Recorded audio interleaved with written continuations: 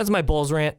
I had to get that in because anytime there's a chance for me to rip the Bulls, I'm going to, especially after they traded my favorite player of all time, Kirk Heinrich, twice.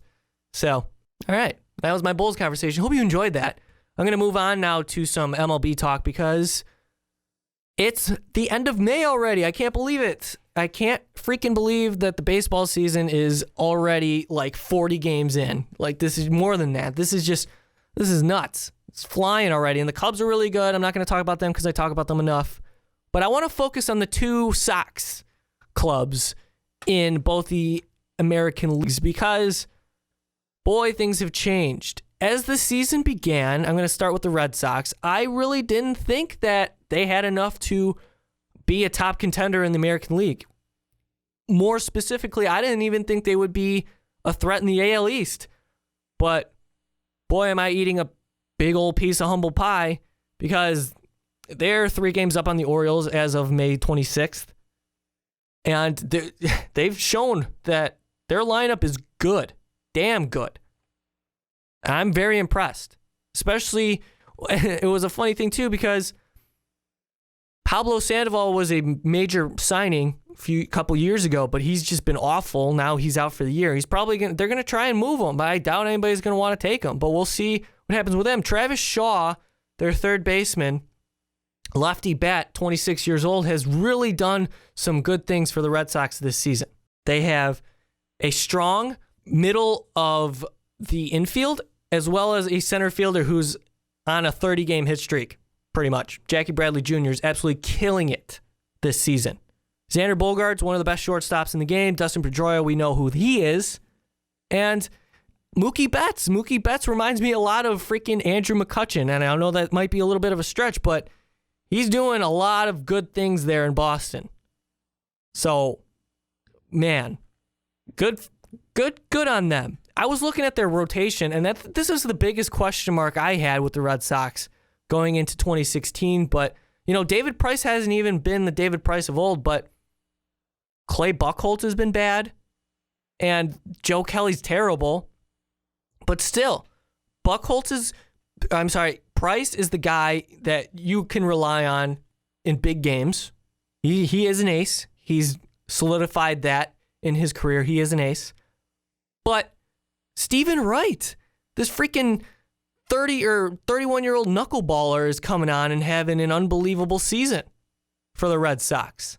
He's got a 2.52 ERA and a 2.08 batting average against and a 1.10 whip in 60 2/3 innings this season. He's got 2 complete games. I mean, you can't. What's up with Boston and their knuckleballers, man?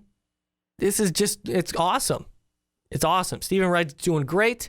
And Rick Porcello's having a bounce back season, a much, much needed bounce back season. If there was a player who needed one as badly as this guy, good for him because signed that big time deal and sucked last year, was awful. But he's been a big part of their success. He's got a 3.47 ERA and a 1.09 whip this season. Strikeout numbers are still there. They're good. And I like the Red Sox. I'm a believer now.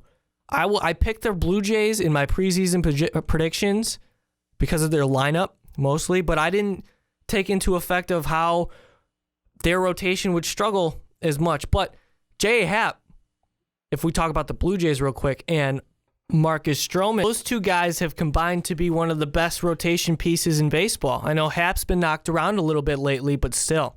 R.A. Dickey's terrible. Well, I mean, that's obvious. He's just bad. But Marco Estrada's good.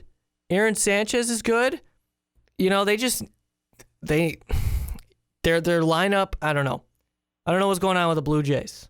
They're a little disappointing, but I still think that that rotation's still good enough for them to be in the mix come August at the very least. But yeah, good job, Red Sox. Look at this bounce back season by the Red Sox. Last place last year, now they're in first. And you know what? They tend to do that. They know what they're doing there in Boston, kind of.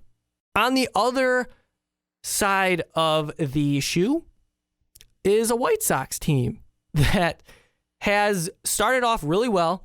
They were 17-8 in April. but quickly saw their AL Central lead disappear.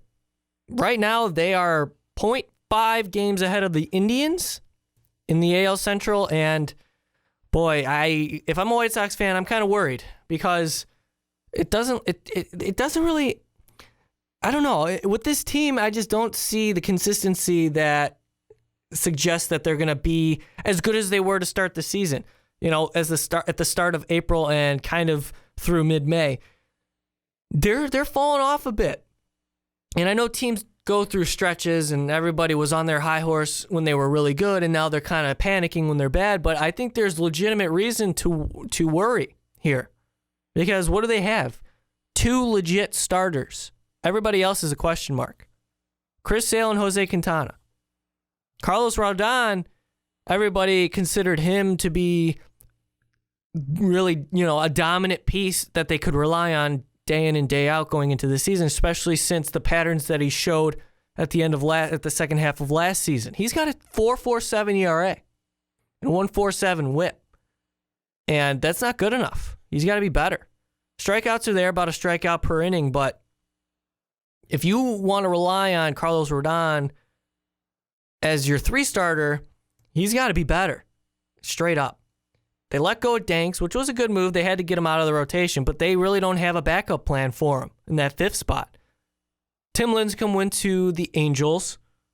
So, whether or not the White Sox were serious about signing him is still a question mark, but Matt Latos and Miguel Gonzalez are your 4 and 5.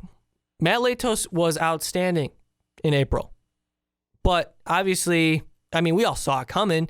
He had to come back to earth. Kind of struggling now. And Miguel Gonzalez, he's doing enough as a 5th starter, quite frankly. And I think you rely on him more so than anybody else, any other option that the White Sox have. Eric Johnson, not going to cut it. So stick with Gonzalez for now. You bring up a guy who might be able to start in place of maybe Scott Carroll pitches a 6th day or whatever, but boy, I'm kind of worried about this White Sox team. I was excited that they were able to upgrade at the catcher's position, but they are getting absolutely no production offensively from Avila and Navarro. It's kind of sad. So that sucks for them.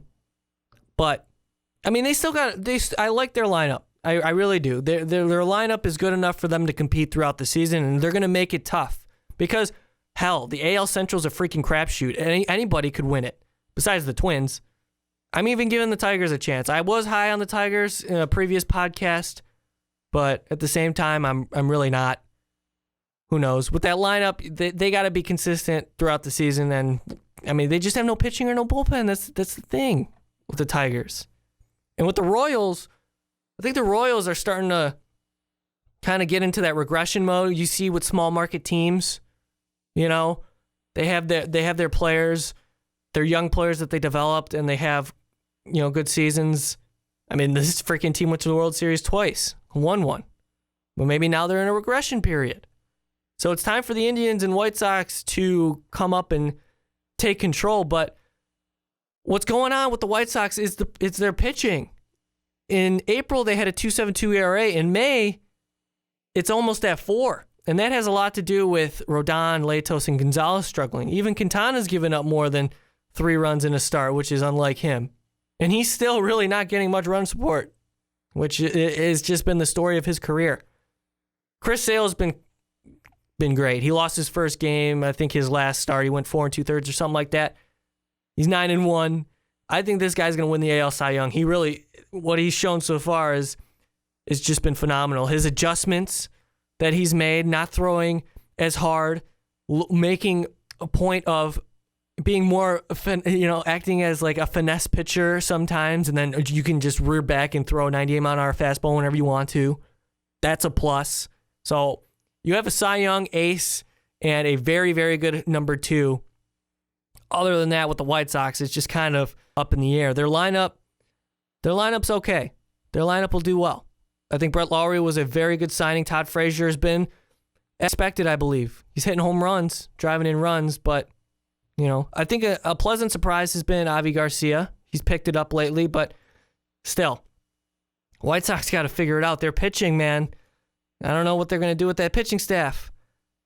252 average against in May compared to a 225 in April. Their lineup is actually hitting better in April. As the weather warms up, their bats are too. But it's still not enough because their pitching staff has been letting them down. So in the AL Central, as I said, the White Sox are up half a game on the Indians, and I'm liking the Indians a lot. I'm rooting for the Indians to win the AL Central, even though I picked the Royals in my preseason predictions. I'm rooting for the Indians. I like them a lot. Lindor, I could argue, as the best shortstop in baseball. Next to, well, defensively, it's Andrelton Simmons and Carlos Correa. But I would argue that Lindor's right up there with both of them. And if you add in his offensive value, he could be the very best in baseball. And he's super young. So, go Indians. Just wanted to get that in there. Kind of an Indians fan. But yeah, White Sox, kind of concerning over their starting rotation. We'll see how it plays out. I know that's a cop-out little way to end this conversation, but I don't know. I'm worried about the White Sox a little bit, and it's the end of May, so I want to see where they go when the trade deadline approaches near the end of July, because that'll be a lot of fun. It's going to be a fun trade deadline because there's no starting pitchers going in the free agency next year. There's none. So all the trades are going to happen now. We're going to see a lot of moving parts. Maybe James Shields. They're going to have to give up Tim Anderson or somebody big like that, but if you're going for it, might as well.